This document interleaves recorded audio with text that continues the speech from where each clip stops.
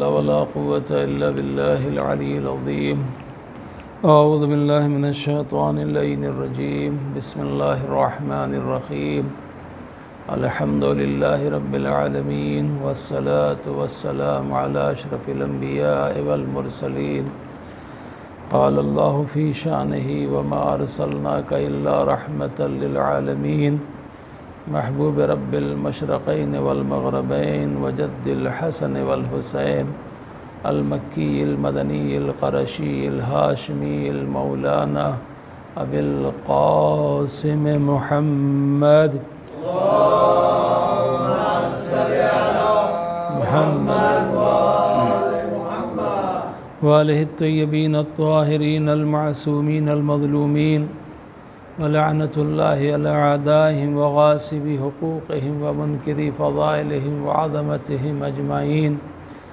أما بعد فقد قال الله تبارك وتعالى في كتابه المجيد وفرقانه الحميد وخطابه المتين وهو أصدق الصادقين وقوله الحق.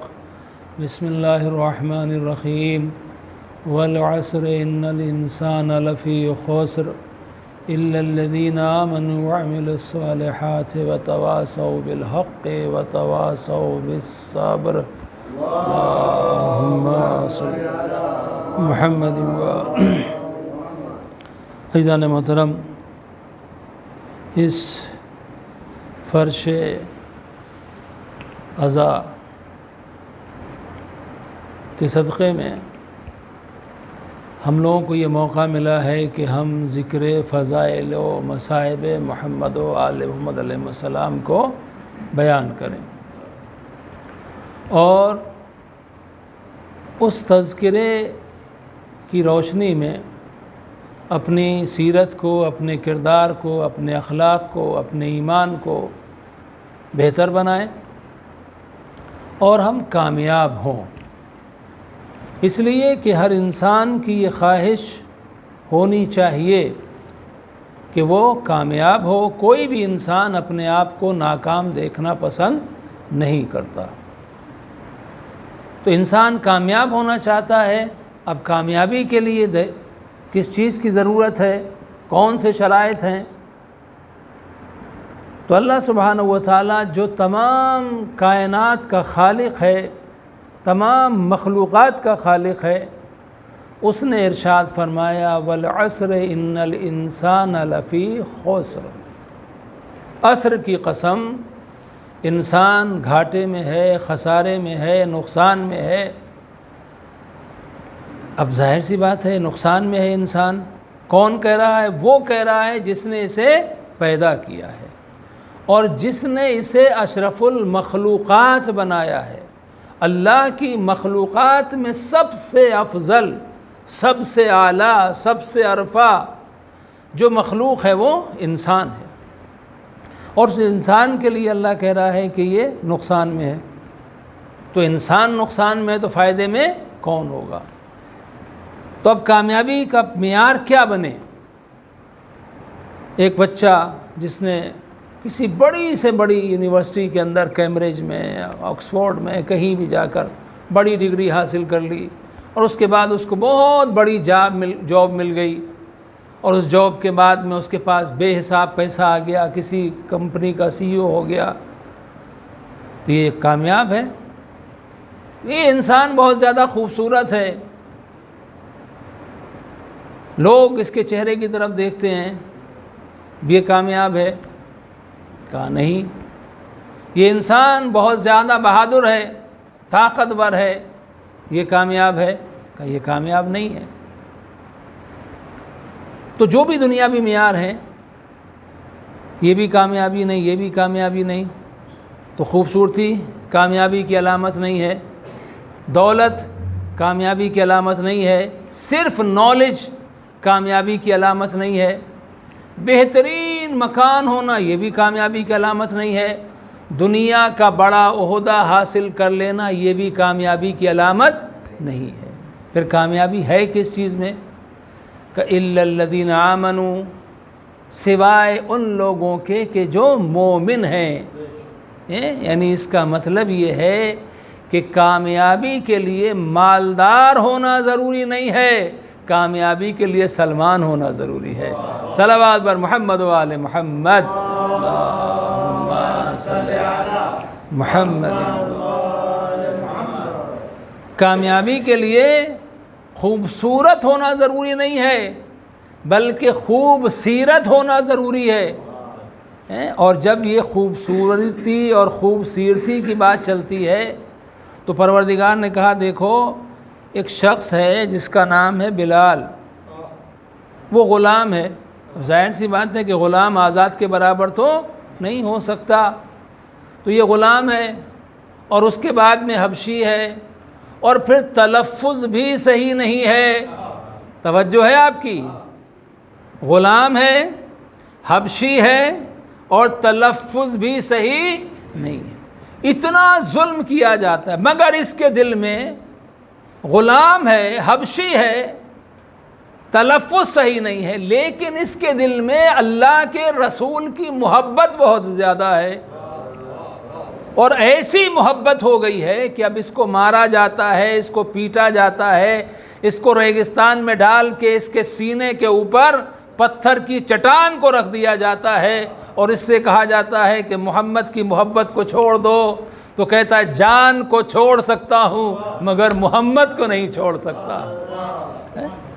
تو اب رسول کی محبت ہے اور اہل بیت رسول کی محبت ہے۔ اہل بیت رسول کی بات اس لیے کر دوں کہ کچھ لوگ یہ سمجھتے ہیں کہ شاید جناب بلال کے یہاں اہل بیت کی محبت کم ہے، کم تھی، اور کچھ لوگ یہ کہتے ہیں، جو ظاہر سی بات ہے کہ کسی بھی چیز کے اوپر بولنے سے پہلے انسان کو اس کے بارے میں پوری اسٹڈی کرنی چاہیے، پوری معلومات کرنی چاہیے، تب بولنا چاہیے۔ انہوں نے کہا کہ نہیں اہل بیت کو چھوڑ کے چلے گئے تھے، مدینہ چھوڑ کے چلے گئے تھے، لیکن خود جناب زہرا سلام اللہ علیہا نے جب جناب بلال کو بلایا اور بلال سے پوچھا کہ بلال تم ہمیں چھوڑ کے کیوں چلے گئے، تو بلال نے کہا شہزادی جس دروازے پر رسول اللہ کو سلام کرتے ہوئے دیکھا ہو اس دروازے کی توہین نہیں دیکھ سکتا تھا۔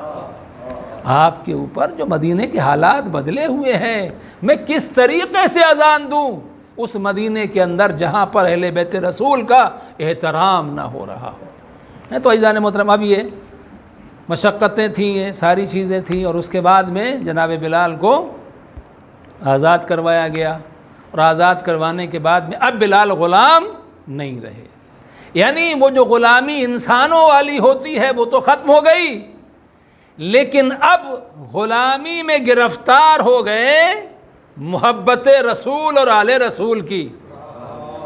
اور جب محبت اتنی بڑھ گئی، اچھا اللہ سبحانہ و تعالیٰ کو کسی کا گھمنڈ پسند نہیں ہے، کوئی بھی ہو، چاہے کوئی عالم ہو، چاہے کوئی جاہل ہو، دولت مند ہو، جو بھی ہو، اللہ کو کسی کا گھمنڈ پسند نہیں ہے۔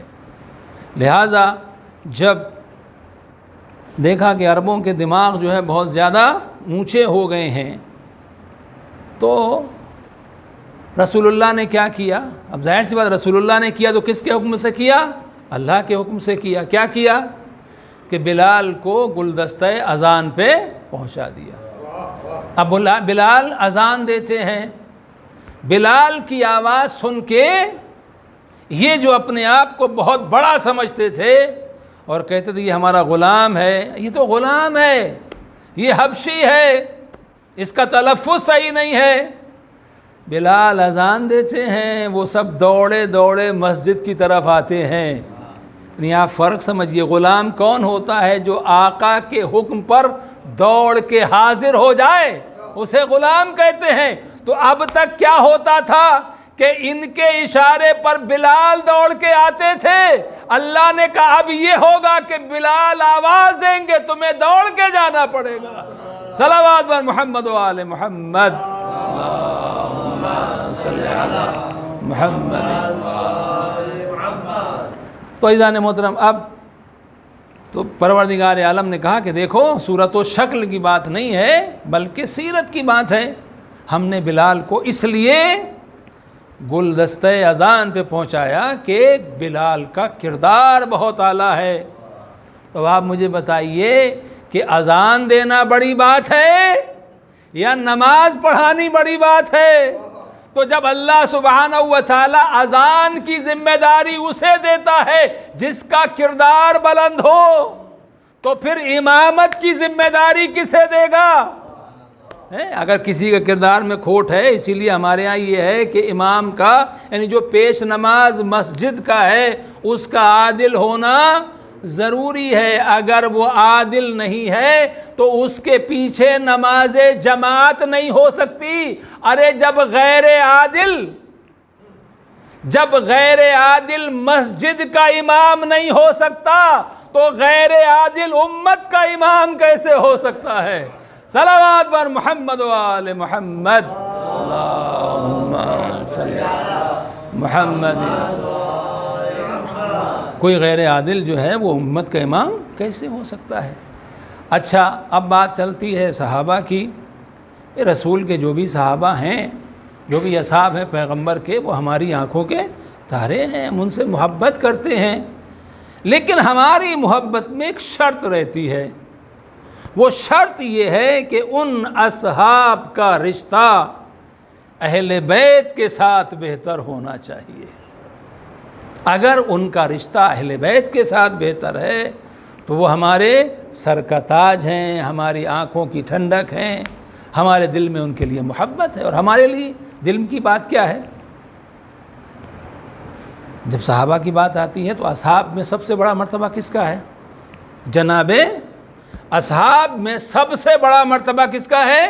جناب سلمان کا، جنہیں لوگ کہتے ہیں سلمان فارسی، فارس کے رہنے والے تھے، لیکن رسول اللہ نے کہا سلمان محمدی کہو، سلمان محمدی کہو۔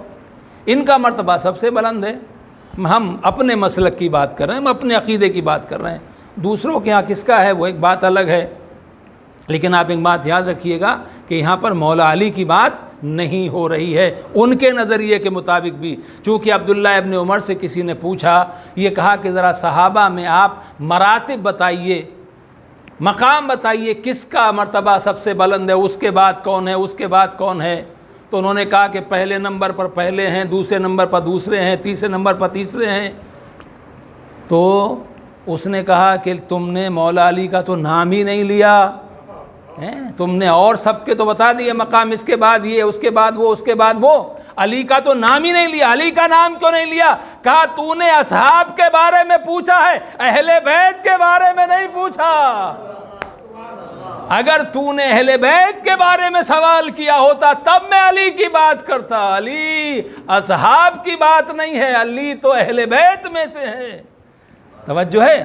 تو یعنی صحابہ میں سب سے بڑا مرتبہ جناب سلمان کا، اور جناب سلمان کے مرتبے کے لیے جو کہا جاتا ہے کہ ایمان کے 10ویں درجے پر فائز تھے، جناب ابو ذر 9ویں درجے پر فائز تھے۔ یہ جو درجات ہیں تو 10واں درجہ، اب اس 10ویں درجے پر پہنچنے کے بعد جناب سلمان کو تمام اصحاب میں جو بڑا مرتبہ ملا وہ کیا تھا کہ پیغمبر نے کہا السلمان منا اہل البیت، سلمان میرے اہل بیت میں سے ہیں۔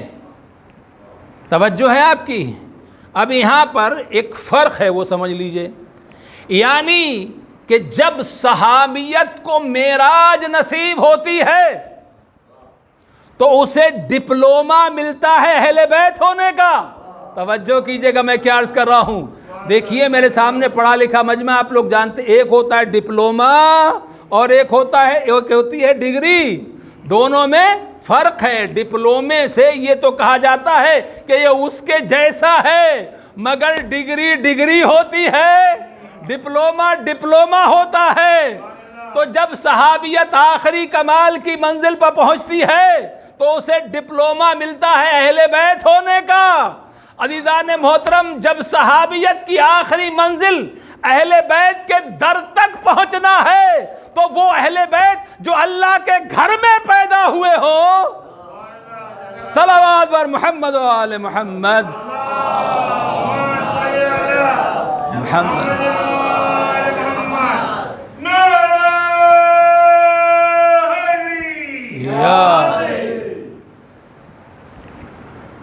صحابیت جب بہت زیادہ مقام بلند ہوا تو نبی کے گھر میں پہنچ گئی، لیکن اب اس کی شان کو کون بیان کرے جسے اللہ سبحانہ و تعالیٰ نے اپنا گھر عطا کر دیا۔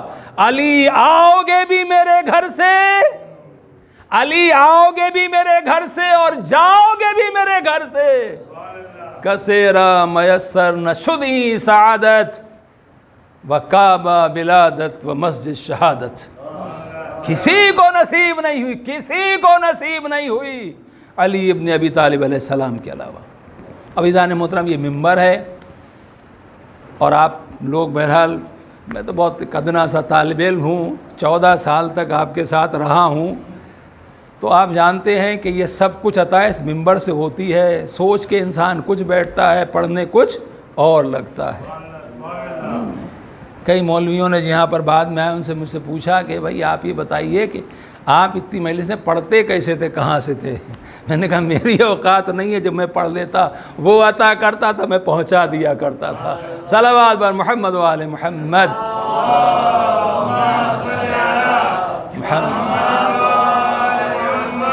تو انشاءاللہ جو میں نے باتیں سوچی تھیں، اب اگر زندگی رہی یاد رہا تو بعد میں پڑھ دوں گا، بات جدھر چلی گئی ہے جس ٹریک کے اوپر، اسی سے گفتگو کو آگے بڑھاتا ہوں۔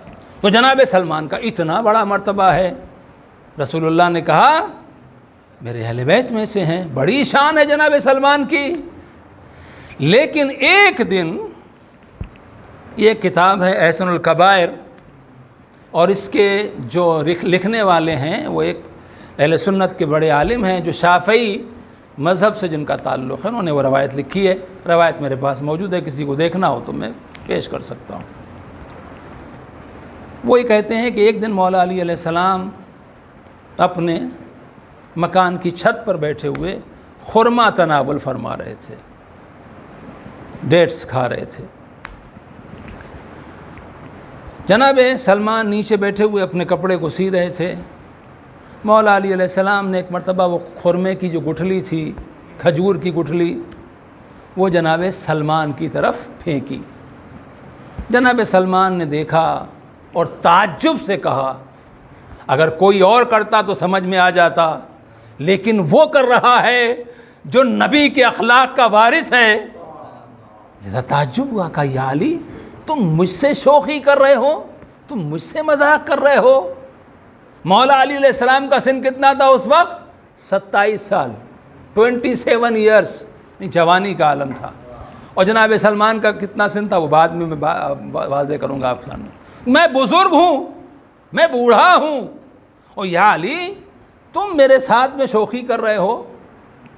تو مولا علی علیہ السلام نے کہا سلمان تم یہ سمجھتے ہو کہ تم بڑے ہو، میں چھوٹا ہوں، میری عمر کم ہے، تمہاری عمر زیادہ ہے، کہا علی اس میں بھی کوئی شک ہے؟ کہا اچھا دشت ارزن کا واقعہ تمہیں یاد ہے؟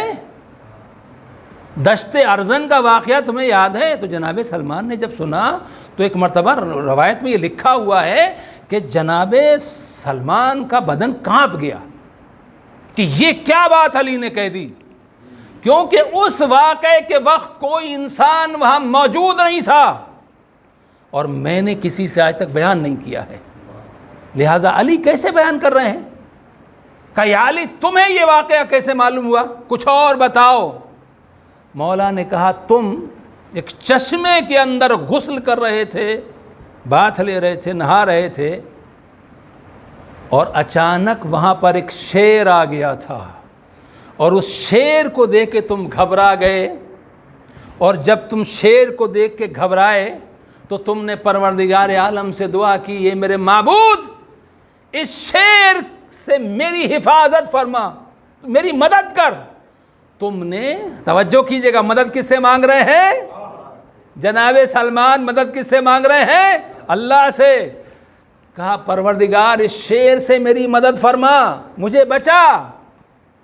کہا اسی اثنا میں، علیکم السلام، اسی اثنا میں اس صحرا سے گزر رہا تھا، میں گھوڑے کے اوپر سوار تھا، میرے ہاتھ میں تلوار تھی، اور جب تم نے کہا پروردگار عالم کا حکم ہوا اور میں آگے بڑھا، بڑھنے کے بعد میں نے شیر کو 2 ٹکڑوں میں تقسیم کر دیا، شیر کو 2 ٹکڑوں میں تقسیم کر دیا، اور تم اس کے بعد باہر آئے، اور باہر آنے کے بعد تم نے میرا شکریہ ادا کیا، اور شکریہ ادا کرنے کے بعد میں کہا کہ میرے پاس دینے کے لیے تو کچھ نہیں ہے، لیکن بہار کا موسم تھا، اسپرنگ کا موسم تھا، تو چاروں طرف صحرا میں پھول کھلے ہوئے تھے، تم نے وہاں سے کچھ پھول لیے، ان کو چنا، ایک گلدستہ بنایا اور کہا یہ میری طرف سے آپ کو تحفہ ہے، ہدیہ ہے، گفٹ ہے، اسے قبول کر لیجئے۔ سلمان نے سنا، اب حیرت اور بڑھی۔ اس کے بعد میں کہا علی کچھ اور کہیں گے۔ ایک مرتبہ مولا نے آستین کو ہٹایا اور اس کے بعد وہی گلدستہ پیش کیا۔ سلمان پہچانو وہی پھول ہیں، سلمان پہچانو وہی پھول ہیں، وہی گلدستہ ہے، کوئی فرق تو نہیں ہے۔ اب سلمان کی حیرت کی انتہا نہیں رہی، سمجھ میں نہیں آ رہا ہے کیا کرے۔ دیکھیے واقعے کو بعد میں پورا کروں گا، لیکن ایک بات عرض کرنا چاہتا ہوں، یہ واقعہ 300 سال پہلے کا تھا، 300 سال پہلے کا واقعہ تھا۔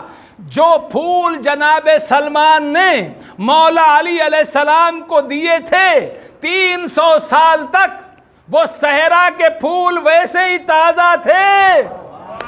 ارے 300 سال تک اگر صحرا کے پھول تازہ رہیں تو تعجب نہیں ہے، 1200 سال تک اگر نرجس کا پھول تازہ رہے۔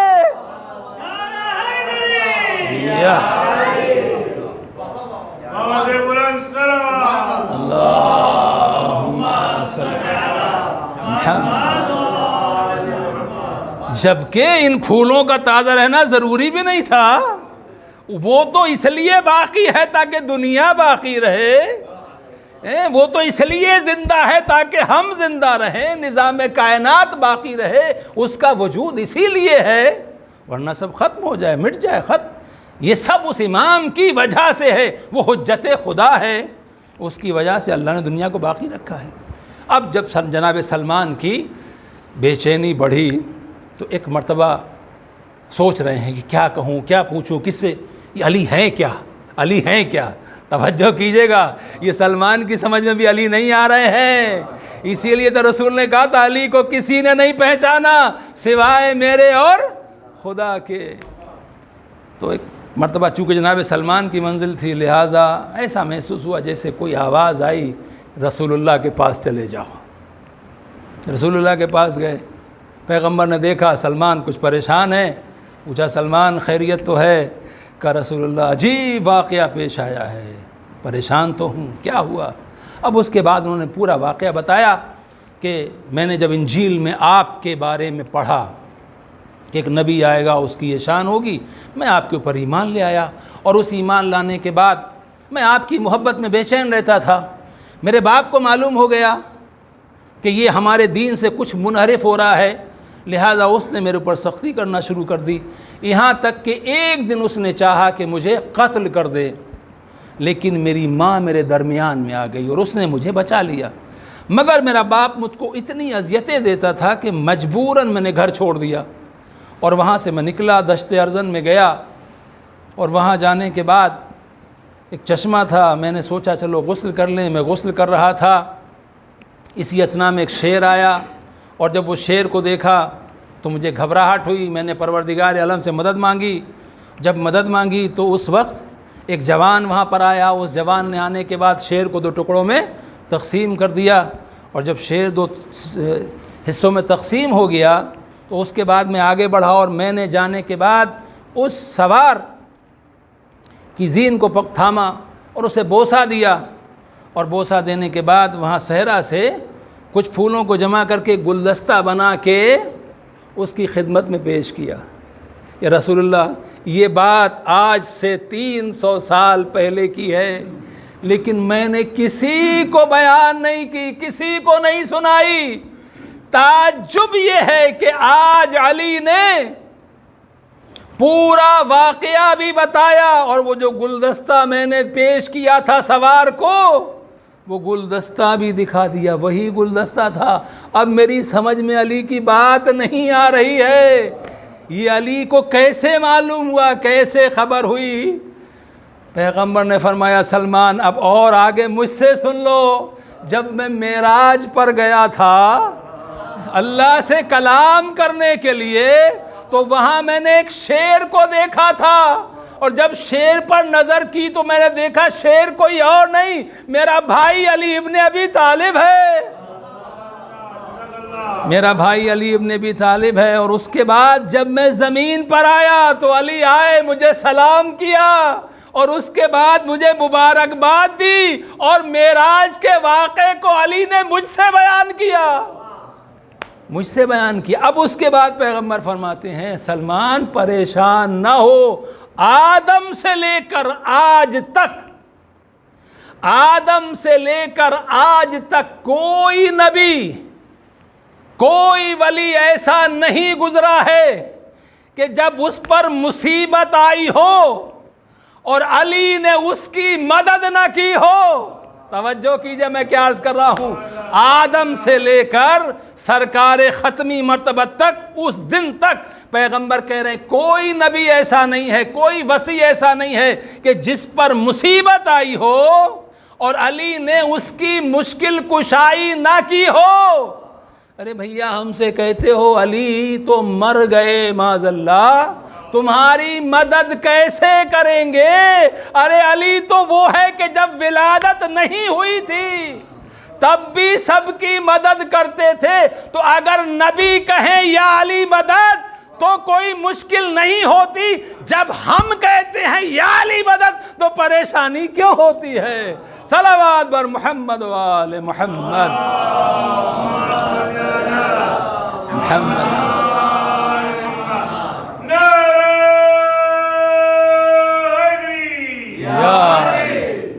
میں نے عرض کیا تھا آپ کے سامنے کہ بات میں کچھ اور شروع کرنا چاہ رہا تھا، لیکن وہ شروع میں کچھ ماحول ایسا تھا کہ گاڑی ٹریک سے دوسری طرف چلی گئی، میں نے کہا اب چلنے دو اسے۔ آج شب جمعہ ہے، شب جمعہ شب مغفرت ہے، شب دعا ہے۔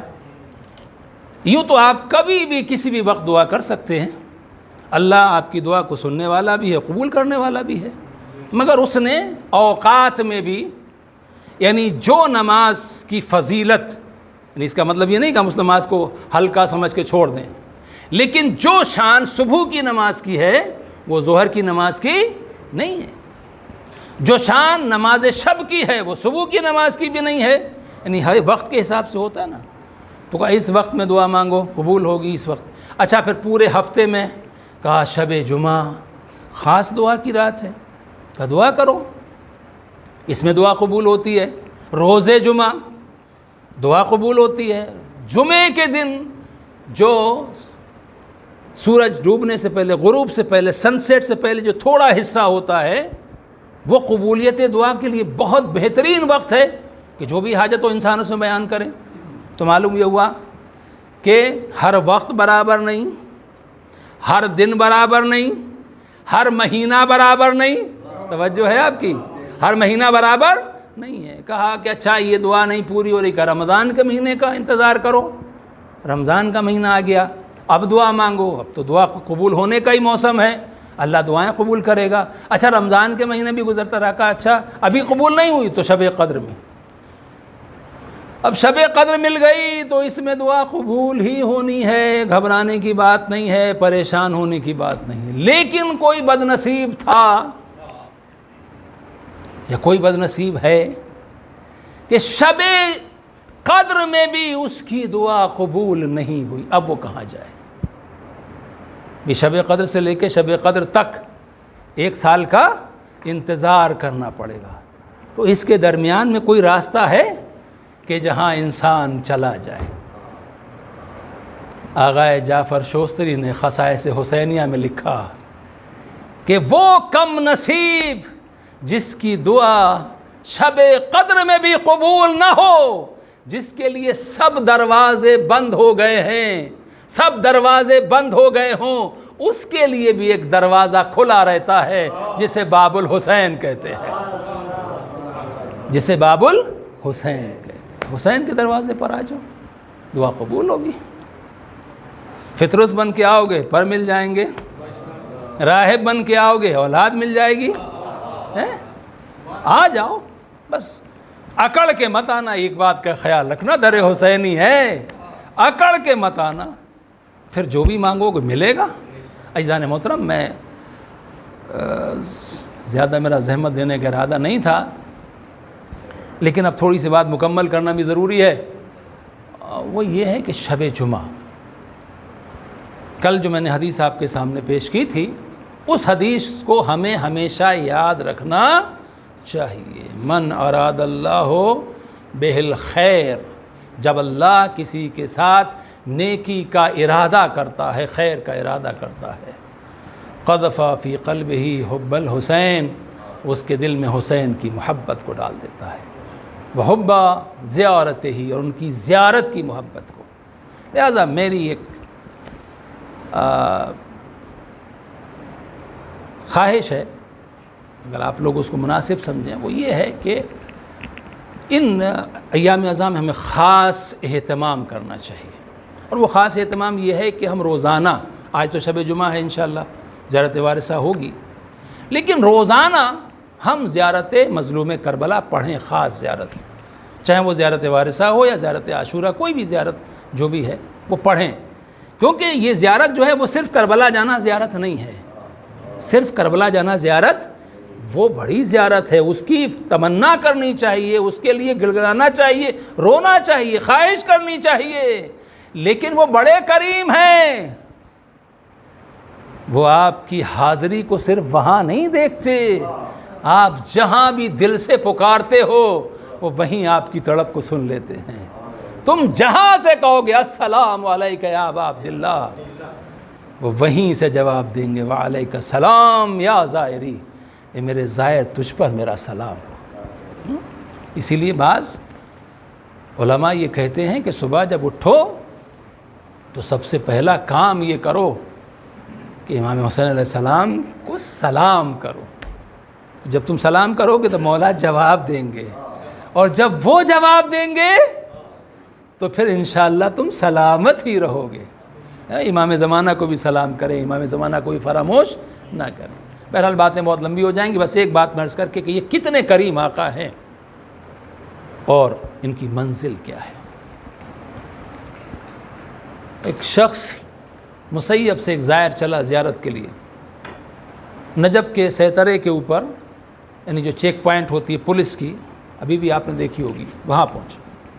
وہ زمانہ تھا جب زائرین کو بہت ستایا جاتا تھا، اس کے دل میں اہل بیت کی دشمنی تھی، ناسبی تھا، اس نے لباس سے پہچان لیا کہ یہ زائر ہے، لہٰذا اس کو بہت زیادہ پریشان کیا، وقت برباد کیا، ٹارچر کر رہا ہے بے مطلب کا۔ جب زائر بہت زیادہ عاجز آ گیا تو اس نے کہا کہ میں اپنے مولا سے تمہاری شکایت کروں گا۔ اس نے بے توجہی سے کہا جا تجھ سے اپنے مولا سے کہہ دینا، جو کہنا، میرے پیر ٹوٹ جائیں، میرا ہاتھ ٹوٹ جائیں، جو مجھ سے ہو کر لینا۔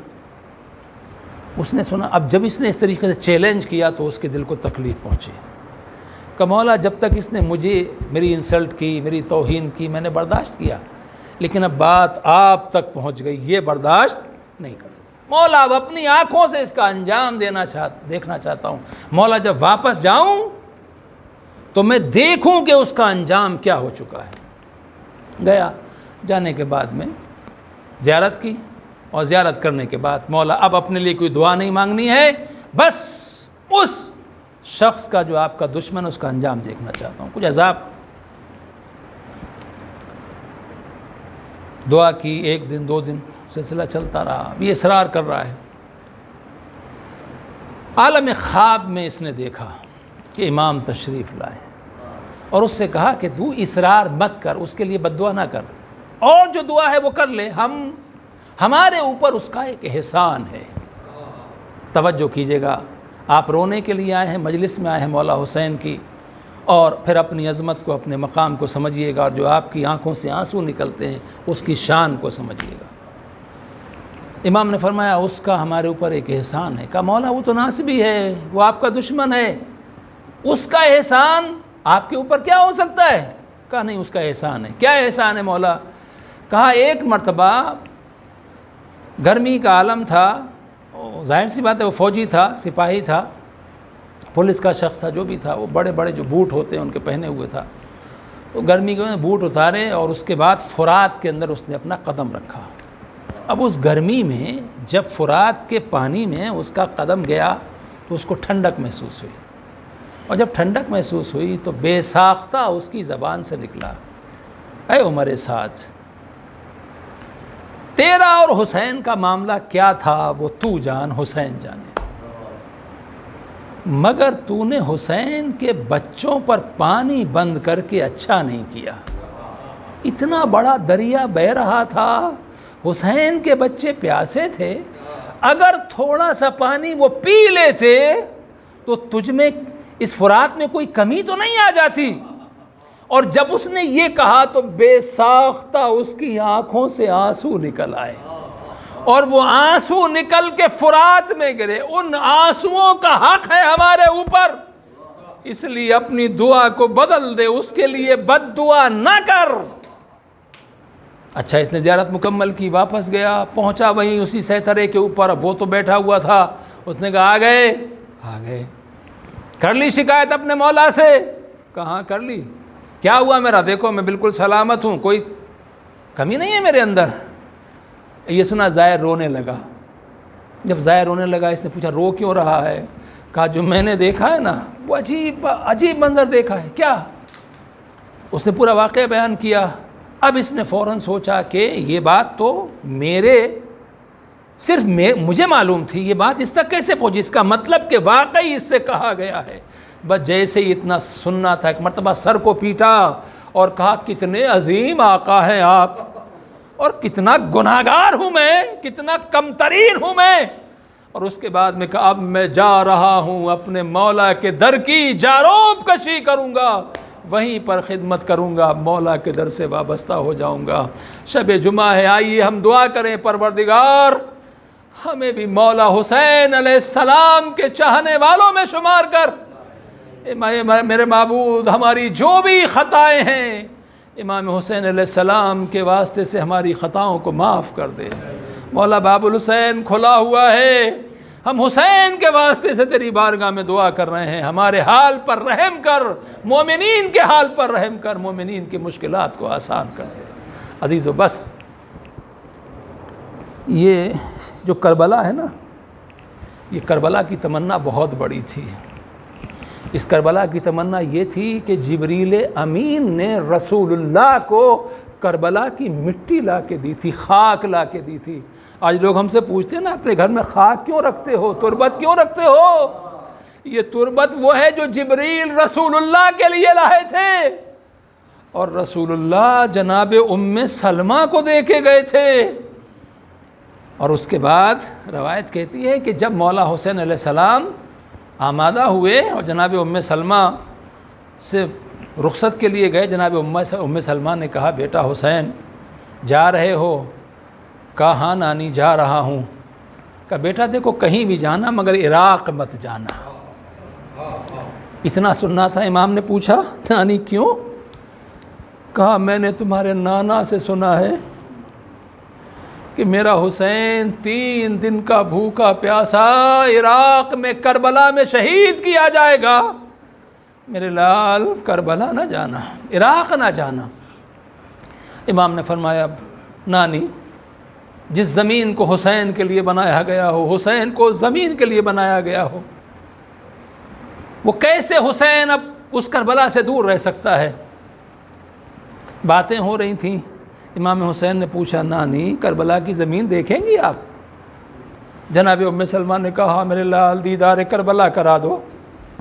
امام نے ایک مرتبہ اپنی انگلیوں کو سامنے بلند کیا، تمام عالم کی زمینیں پست ہوئیں، زمین کربلا بلند ہوئی، اور ایک مرتبہ امام فرماتے ہیں نانی دیکھو وہ سامنے جو آپ دیکھ رہی ہیں نا، یہ جو سامنے نہر بہہ رہی ہے، اسی نہر کے کنارے میرے عباس کے بازو قلم کیے جائیں گے۔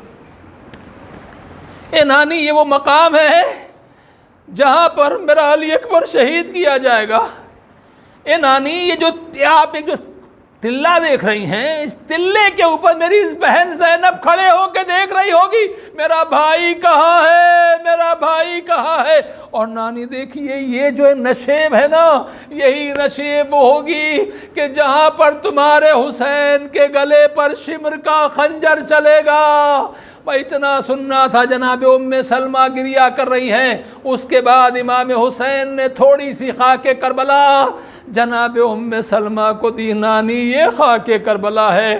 جناب ام سلمہ نے خاک کربلا کو رکھ لیا۔ امام حسین روانہ ہوئے، اور روانہ ہونے کے بعد اب منزلیں طے کرتے ہوئے کربلا کی طرف چل رہے ہیں۔ پہلے مکہ گئے، مکہ میں حج کو عمرے سے تبدیل کیا، اور پھر اس کے بعد امام کربلا کی طرف چلے۔ راستے میں جناب مسلم کی شہادت کی خبر ملی، امام نے گریہ کیا، مسلم کا ماتم کیا، آگے بڑھ گئے۔ 2 محرم کو امام حسین علیہ السلام کربلا کی سرزمین پر وارد ہوئے۔ اب روایت کہتی ہے کہ جس رہوار کے اوپر، جس گھوڑے کے اوپر امام سوار تھے وہ رک گیا، اور اس کے بعد جب وہ آگے نہیں بڑھا، امام نے دوسرا گھوڑا منگایا، لیکن وہ بھی آگے نہیں بڑھا، یہاں تک کہ 7 گھوڑے تبدیل کیے گئے، لیکن کوئی آگے نہیں بڑھا۔ ایک مرتبہ امام حسین علیہ السلام زمین کربلا کے اوپر اترے، امام نے خاک کربلا کو اٹھایا، اور امام نے خاک کربلا کو اٹھا کے ایک مرتبہ سونگا، سونگنے کے بعد خاک کو زمین پر پھینک دیا، کہا انا للہ و انا الیہ راجعون۔ بھیا بس منزل آ گئی، اب آگے بڑھنے کی ضرورت نہیں ہے۔ کسی سے پوچھا بتاؤ اس مقام کو کیا کہتے ہیں؟ کہا اسے غازریہ کہتے ہیں۔ کہا کچھ اور بھی نام ہے؟ کہا نینوا کہتے ہیں۔ کوئی اور بھی نام ہے؟ کہا اسے شط فرات کہتے ہیں۔ کوئی اور نام بھی ہے؟ کہا اسے کرب و بلا کہتے ہیں۔ بھائی اتنا سننا تھا، امام نے جو زمیندار تھے ان کو بلایا، زمین کو خریدا، خریدنے کے بعد کہا دیکھو ہم زمین کو تم سے لے رہے ہیں، لیکن واپس تمہیں ہبہ کر رہے ہیں، یہ زمین تمہاری رہے گی، مگر تم ایک کام کر لینا۔ کہا کون سا کام؟ کہا جب ہمیں شہید کر دیا جائے، جب ظالم ہمیں شہید کر دیں تو ہمارے لاشوں کو دفن کر دینا، اور دوسرا کام یہ کرنا کہ جب بھی ہمارا کوئی زائر زیارت کے لیے آئے تو 3 دن تک مہمان رکھنا، اسے کھانا پیش کرنا، اسے پانی پیش کرنا۔ اے میرے مولا تیری جگر کے ٹکڑے پیاسے ذبح ہو گئے، لیکن زائروں کا اتنا خیال ہے کوئی زائر پیاسا نہ رہے، کوئی زائر بھوکا نہ رہے۔ اس کے بعد امام علیہ السلام نے کہا اب تم جا سکتے ہو۔ اب جانے کے بعد اپنی خواتین کو بھیج دو۔ خواتین آئیں، ان سے امام نے کہا دیکھو اگر تمہارے مرد دشمنوں کے خوف کی وجہ سے ہمارے لاشوں کو دفن نہ کریں تو تم ہمارے لاشوں کو دفن کر دینا۔ اور پھر امام فرماتے ہیں اب تم جاؤ بچوں کو بھیج دو۔ پھر بچوں کو بلایا، کہا اگر تمہارے ماں باپ ہمیں دفن نہ کرے تو تم بچے آنا، کربلا کی خاک سے تھوڑی تھوڑی خاک اٹھا کے ہمارے لاشوں پہ ڈال دینا، ہمیں دفن کر دینا۔ عزادارو یہ کربلا کی سرزمین تھی، امام حسین نے خریدی تھی، مجلس تمام ہے، امام حسین نے خریدی۔ روایت کہتی ہے کہ جب خیمہ لگا، جناب زینب سے کہا گیا شہزادی خیمے میں داخل ہوئیے۔ اب شہزادی جب خیمے کے اندر جانے کے لیے جب زمین کربلا پر اتری تو ایک مرتبہ خاک کربلا اڑی، غبار بن کے شہزادی کے سر پر بلند ہو گئی۔ زینب جب خیمے کے اندر گئیں تو ایسا لگا جیسے خیمے کے پیچھے کوئی ماں اپنے بیٹے کو رو رہی ہو۔ بس جناب زینب نے اس آواز کو سنا، زینب بے چین ہو گئی، خاک کو اٹھایا، اسے سونگا تو خاک سے خون حسین حسین کی بو آئی، ایک مرتبہ تڑپ کے کہا عباس ذرا میرے بھائی حسین کو بھیج دو، میرے بھائی حسین کو بھیج دو۔ امام تشریف لائے، بہن کیوں بلایا ہے؟ کہ بھیا یہ بتاؤ یہ کہاں قیام کیا ہے؟ جب میں نے زمین کربلا پر قدم رکھا غبار میرے سر پر آیا، جب خیمے کے اندر گئی تو کسی بی بی کے رونے کی آواز آئی، جب خاک کو اٹھایا تو اس میں آپ کے خون کی بو آئی، میں اتنا سننا تھا۔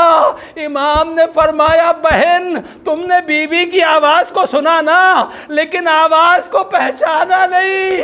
اے زینب وہ کسی اور کی آواز نہیں، ہماری اماں فاطمہ زہرا کی آواز ہے۔ اے زینب جب ہم نے مدینہ چھوڑا ہے اماں بھی ہمارے ساتھ آ گئی ہے۔ اے زینب منزل تمام ہو گئی، حسین مقتل میں پہنچا۔